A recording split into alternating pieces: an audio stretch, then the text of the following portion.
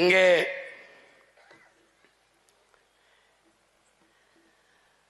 தண்ணீரை பற்றி அறிஞர் பெருமக்கள் பல்வேறு பேர் கூறியிருந்தாலும் எல்லாவற்றுக்கும் முன்னவன் எங்கள் மறையோன் வள்ளுவ பெருமகனார் நீரின்றி அமையாது உலகனின் யார் யாருக்கும் வானின்றி அமையாது ஒழுக்கு.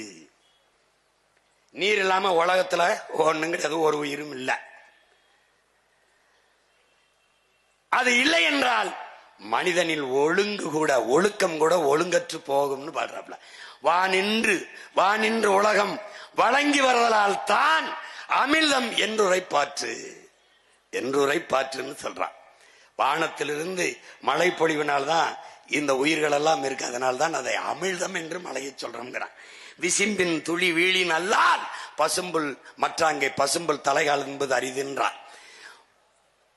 மேகத்திலிருந்து வானிலிருந்து ஒரு துளி மழை துளி பூமியில் விழாட வென்றால் ஒரு புல் பசும் புல் கூட தலை தூக்காது முளைக்காதுன்றான்.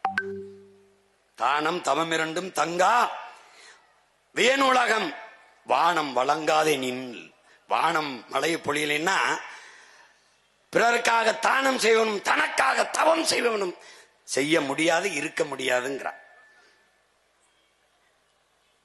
ஏன்னா இந்த வான் சிறப்பு இந்த மழையை பற்றி உலகத்துல எவனுமே பாடல நம் பாட்டன் அளவிற்கு. ஒரு தடவை சொன்னா போதும். நீரின்றி அமையாத உலகனின் யார் யாருக்கும் வானின்றி அமையாத ஒழுக்கு போதும். ஆனா இந்த பய மக்களுக்கு திரும்ப திரும்ப சொல்ல முடியாது. ஒன்னையும் 10 தடவை பாடியிருக்காப்ல. ஆனாலும் இவனுக்கு அது மண்டையில ஏறல. அப்ப 10ம் பத்தல. ஒருவேளை 10 லட்சமா கொடுத்தா வேணா 10மோ என்னவோ, அது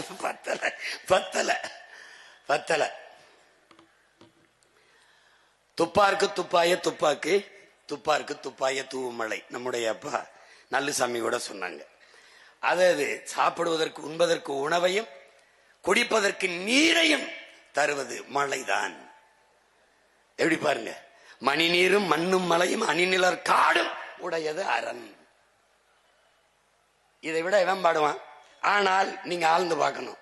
இன்னைக்கு மணி நீர் இருக்கா, மண் இருக்கா, மலை இருக்கா, அணிநிலர் காடு இருக்கா?